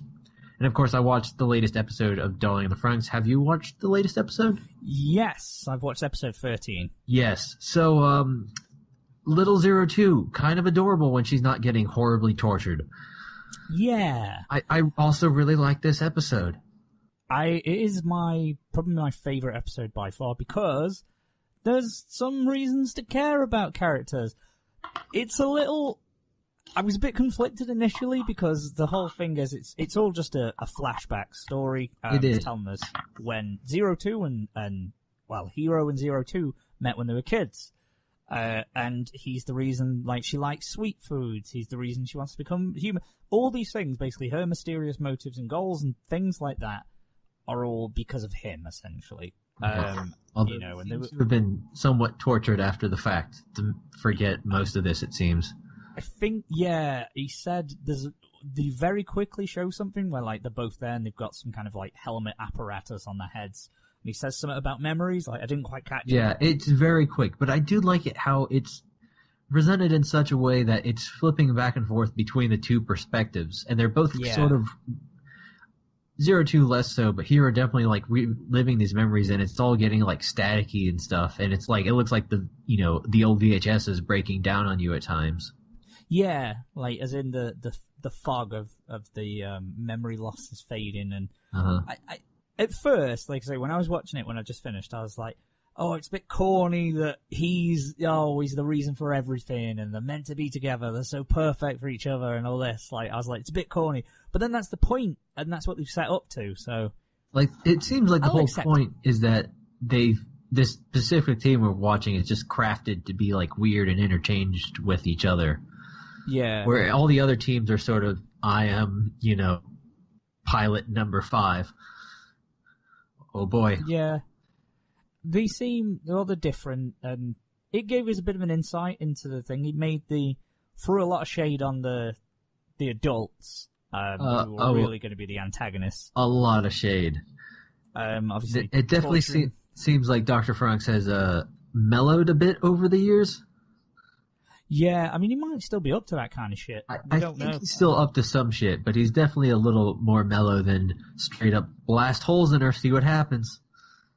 So I wish we had seen him with a little bit more of a face.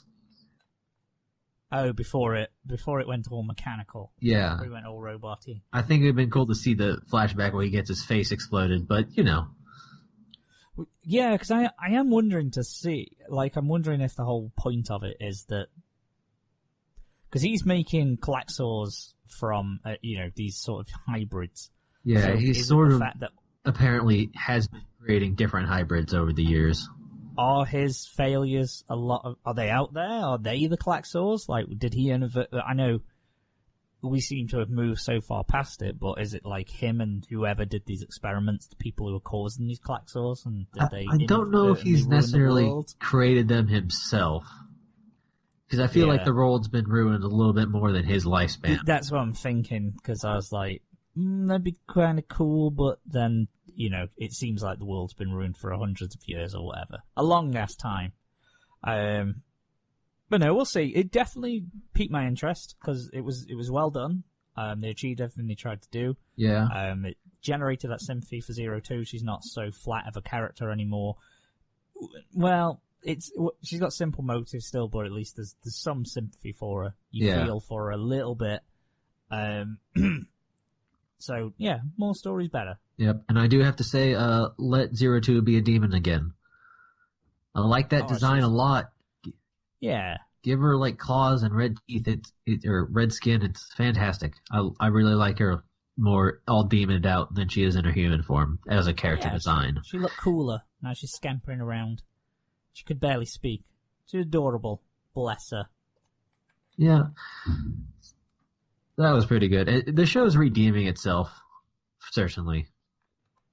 Yeah. I mean, I'm still watching, and I'd still like to see, because it's got to be that moment where they rebel against the adults, and you'd really find out this nefarious shit that the adults have been doing. Something I haven't. Or they know of, but they've been turning a blind eye to. Yeah, as I predicted many episodes ago, that we are experiencing the turn in the series, I think. Yeah. Where the plot kind of shifts and we get like a greater understanding of what's going on in classic sort of fashion. So we still have 11 episodes to go. So there's a lot of ground left to cover. And I think at this point, we're probably going to start getting a little more storyline.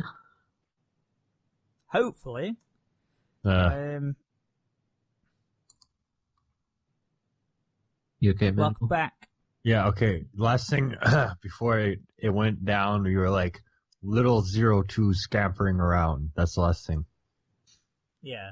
There wasn't much more. Fine, mine's still recording, so I can send you my audio if you want to. Yeah, you can do that. Yeah. Alright, we'll go with that. So yeah. Yeah, it's good. Darling and Franks, I'm happy with this last episode. It was fine. Yeah, they had a string of bad episodes and now a string of good episodes, so let's see what happens. Keep it up. Well, that's all I watched. Oh, right, okay. Okay, so I watched Darling and Franks, which we've just discussed. Then I watched Hinamatsuri. This is the one of the little telekinetic. Yeah, that one. The little girl who's got telekinetic powers, and she drops on the Yakuza's head. It was quite nice. It was a pretty decent episode. It wasn't as over the top and wacky as I thought it was going to be. There was still a lot of it. Like, he is very much that comedic character. You know, he has expensive vases, and she immediately destroys them all. She basically just bullies him because she appears out of nowhere. No explanation why she's there. And then she's like, close, please. Close, please. Close. And he's like, why? And then she immediately uses her powers to twist his arm. And she just literally is doing that. She's threatening to break his arm if he doesn't do whatever she wants him to do. Or buy him whatever she wants. I mean, that's a nice change on the generic, oh, I'm a girl who fell from the sky who knows nothing.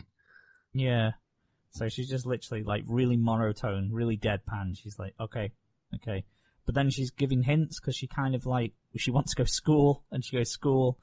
And then he's worrying, like he cares for her. Like he's like, what the fuck am I doing? Why am I looking after her? And then he's just like, oh, I hope she's okay. I mean, I'm glad she has agency. Yeah.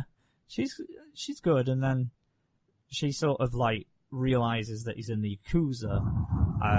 But he's not immediately like, because she's dropping hints from her past. She was basically just a tool. She was a weapon used to kill people. That's all she's saying. He gets the order to do a hit on someone, and she just says, why don't you tell me to do it? He's like, oh no, it's alright, I'll do it. And then she just goes in anyway. She's like, oh, it's fine. I'll do it. So it's like this weird, like, parent relationship, and it's nice and sweet, but also it's like, oh, no, it's okay. I'll kill him for you. Yeah, part of that relationship involves murder. Yeah. I mean, it's very slapsticky, and it doesn't look like... You never see her kill anyone. She just throws people out the windows of, like, you know, second story, and they just land and start shouting, ouchie. Like, they're going, acha, acha. So it's done in a very slapstick fashion, but still, you sort of like, oh, he's kind of killing people. It was fun. Probably the best gag was at the end of it, like, after the credits and after the opening that came. It was literally because she came in, like, this metal egg thing, and he gets out the shower and sees the little red ball that released her, like the little emergency switch. So he picks it up, and it just traps him in the little egg metal thing. Oh, he's just there. That's pretty good. And he's like, can you please let me out? And she just shuts the door and goes bed. And he's trying to free himself, but he rolls the other way. So he's just stuck, so he gives up and goes to sleep. But he pisses in his sleep from what they gathered. So she does let him out in the morning. And he just unravels, and he's just covered in piss. But he's in the Terminator pose, and they have the fucking Terminator music, like a parody of the original Terminator music. Dun, like, dun, dun, dun, dun, dun, dun. Yeah, literally that, and he's doing the Terminator pose, but he's got piss around him. Oh no, that poor bastard. It was so strange. That's what I'm looking for. That weird, ridiculous comedy. I'm a big fan of that. But I will continue to watch that, because it was, like I say, it was sweeter than I thought. It was like, oh, that's kind of nice. They look after each other. Even though really, on paper, they're both dickheads. But Hinamatsuri was fine. Persona 5, the animation, I'm going to wait till the dub comes out, but I did check it out briefly. I'm really impressed with the animation for the first episode. It looked really fluid, looked great. A lot of the original music, or bits of the music was there, which I'm happy about as well, so... Should be a great show if you are looking to get into Persona 5 but you don't want to play a game. I definitely recommend checking that out. Then, again, My Hero Academia delayed, so I'm not watching that until the dub comes out. I watched Caligula, the first episode of that.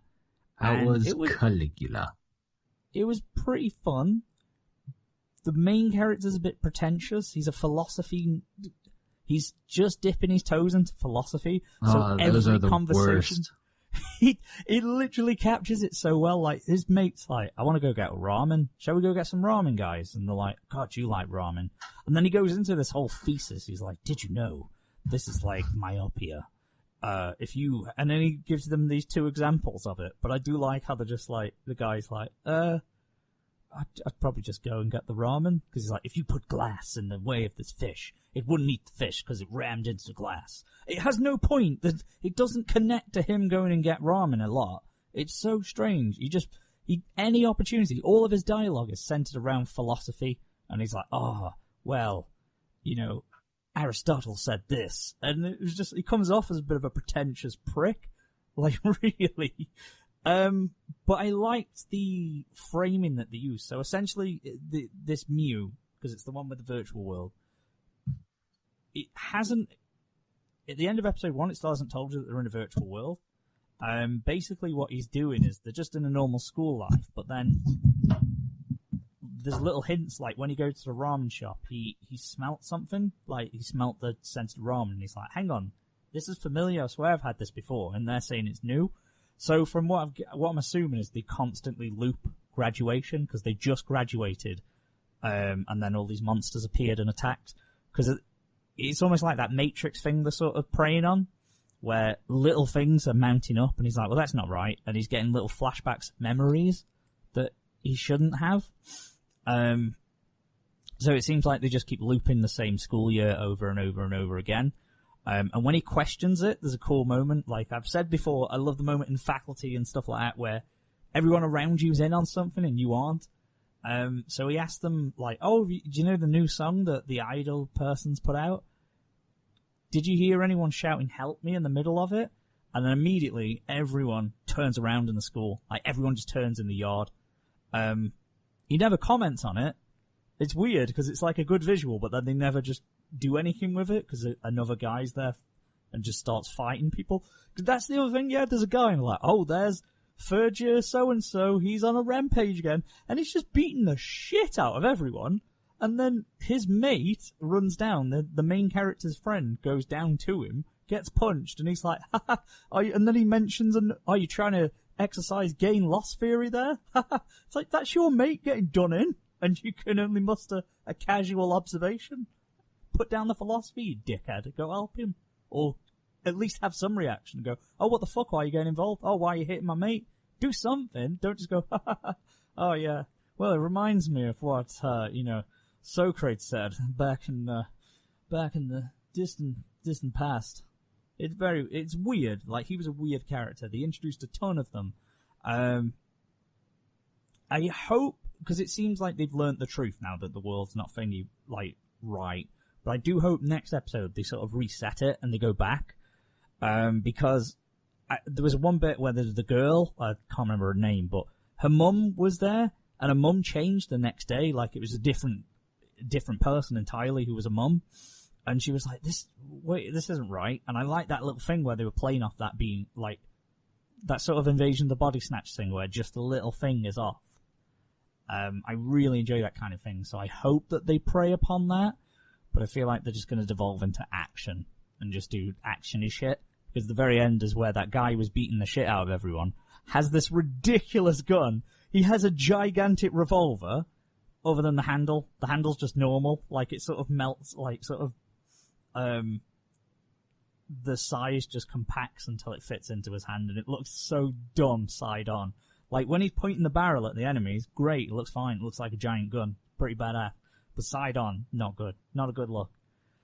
But that's Caligula. I'll still continue to watch it. Some interesting points in it, but, not enough to judge it on solely from the first episode. Next, what else did I watch? Magical Girl Aura hasn't had a new episode. Oh, Magical Girl Sight was the other one I watched. That's the one where they turn into dudes? No, that's Magical Girl Aura. That's the nice one. Do not get those two mixed up because, it's dark. Magical Girl Sight is it was misery porn, basically. I'm not going to carry on watching it just because, like, I come away from that and I was like, that's, basically it's it's the one where the girl, they get entered into, like, they get an invitation to the Magical Girl site, and they get special weapons where they can kill people. But the main character, it's literally 9/10 of the show is, you just watch her life. It starts with her trying to throw herself in front of a train, and then she doesn't, and she just talks about how every day she thinks about taking her own life, she thinks about death. Then she goes into school, and she gets bullied. There's several scenes of her getting brutally bullied. Like, pins in her shoes, it starts with, then people have put glue on her seat so her skirt sticks to it. Then you see her getting, like, stamped on and, like, shoved in the toilet, like, head first and all that kind of stuff. And then there's a bit, they fucking John Wick it as well. They go all John Wick style because the only good thing she has, because her brother abuses her as well. Like, he abuses her quite badly when she goes home. So she's basically just getting abused. It's really fucking dark for her, it was not what I was expecting. The only light in her life is a stray kitten that she looks after on the way home from school. And then one of the bullies sees it, and I was like, immediately as soon as he introduced this little stray kitten, I was like, they're gonna fucking kill that cat, aren't they? They're gonna do it. Sure enough, they don't show it, but then the girl's there with the collar, and she tells her about how, like, she cut up the cat, and, its guts were everywhere, and all this. That's the tipping point for her then. That's when she pulls out the magical girl gun thing that she's been given, and she decides to use it. That's the breaking point. But it's fucking, like I say, really fucking dark, and it's not what I look for in a show, really. Like I say, when you come out of something feeling miserable, like going, I'm worse off for watching that, I just feel fucking miserable. Because, yeah, sure, the bully's got the comeuppance, because she does murder them, or murders a couple of them. But, at the end of it, if you're just there going, well, shit, I don't feel nice. The world's a scary place. I don't like it. I don't like it at all. I need someone to give me a hug after this. Huh. Sounds like a trip, dude. Shit. Oh, there we go. Sorry. I thought I'd closed Skype down accidentally then. Nope. But, yeah, that's Magical Girl site. Some interesting ideas, but it's very, like I say, really not what I look for, so I won't continue with that one. It's just don't want to see don't want to see misery porn all day. Yeah. That is everything I watched. Off the top of my head. If I've missed anything, I'll cover it next week. But Megalobox, Golden Kamuy came out, but it just came out like about 2 hours before the show, so we didn't have time to watch that. But I will watch that next week. Did I mention I watched Alice and Alice? You did not. Was it Alice and Alice? I watched Alice or Alice, and I also watched Amai Chobatsu, which is the prison pet, or whatever it was called, God's pet. The rapey one? By our pals at Magic Bus. I watched 2 of them for a little video that's coming up on the channel in a couple of weeks. Are they as terrible as we predicted? Well, I couldn't. They were so short, you can't even call them terrible. Like Alice or Alice, I expected it to be like this, a bit more offensive, but it was literally 3 minutes long. Offensive than the rape porn? No. But it was 3 minutes long, 30 minutes for an intro, 30 seconds rather, for an intro and outro. I do love those shows with 30-minute intros and outros with 30 seconds in between for actual show. Well, this had like a third of its 3-minute runtime is taken up by the intro and outro. So there's 2 minutes of it. It was just, there was nothing. There's literally nothing happens. They wake up. One of them's tired and ill, so she goes bed. And then the brother gives her a little armor, because, she's ill, so she deserves a present. And that's it. That's all that happens. It's very mediocre. Fucking riveting. And then the Amai Chibatsu one is a little bit more happens. Girl goes to a prison. It's mixed men and women for some reason. And then, she just has to strip for the god, and I think he fingers her. It's not an anime show, it's just hentai at that point. I mean, don't get me wrong, I'm not an expert, but as far as I'm aware, that is. When it gets to that point, it's like, here's just some hentai. So that was shit as well. So I'd advise not wasting your time with either of them. I did it so you didn't have to. That's the theme of the videos coming up. It's a new series. I might as well. Actually, no, I won't, because I explain it in the video. So ignore what I'm saying, but keep an eye out on the YouTube channel, because there's it's only taken us 3.5 years, but we're actually producing video content. Isn't that exciting? I guess not then. I mean, we insert audience reaction here. At least feign excitement. I'm too tired for that. Okay, that's it for me. That's all we've watched. Manimal, I guess there's nothing else left in the show then, is there? That's it. There's nothing to read this time. Wait, what? Yeah, I couldn't really find anything. Why? Well, the reserves are running dry. On the Manimal episode of all episodes. Just the map. I'll find some. Okay, pause. No, okay. Let's just go into the Toonie bit, because this is 2.5 hours already. Shit. Okay. And it was going to be a short episode. I know. Rest in peace, my sleep pattern. But it's all good. No, that's fine. That's fine. Next week we'll come back with Manimal, we'll do some digging for the Coryn episode, and we'll, have to include some Bionicle fanfiction for that one. This is the part where you end the show now, Manimal. Yeah, it's been episode 132. Tune in next time. Going out with a bang. Tune in next time for episode 133. It's the big 133. Now everybody in the... Oh no, that's 313. Got a couple hundred episodes till we get to that one. It'll be different. It'll be a different episode. It's going to be the Coryn episode. I'm sure he's got loads of plans in the works already. I have absolutely nothing in the works. But I cannot wait. Thanks for listening, everyone. Thank you, Manimal and Mr. Mosby, for letting us use your hotel convention room to host this podcast. Yeah, Mr. Mosby, he agrees. Bye. Chuny Chronicles. Flops on the docks like the sun in double-shaped horns to the coffee machine. It was another day for the Chuny as she rose in a world beyond her own understanding. It was moving like pictures in the frame, changing over time slowly, the image of the child in the field of white in the gray, overcast moon. It stays the same, but only for so long.